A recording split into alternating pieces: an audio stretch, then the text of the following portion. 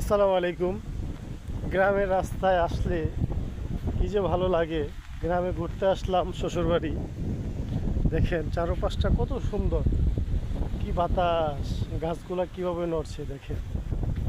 আসলে গ্রামে আসলে গ্রামের রাস্তাগুলো এত ভালো লাগে, জীবনটা আর দিলটা জুড়ে যায়। শহরে থাকার পরে অনেক দিন পর যখন গ্রামে আসবেন তখন মনে হয় নতুন একটা জীবন পাইছি।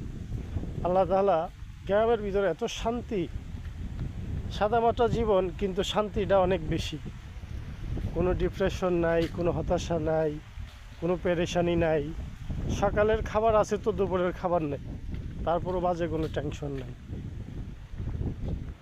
তো দেখেন কত সুন্দর, কী যে ভালো লাগে। তো আমি শুক্রবার শ্বশুরবাড়ি আসছি, এখানে নামাজ পড়তে যাচ্ছি, এই জন্য আপনাদেরকে একটু এটা দেখাইলাম।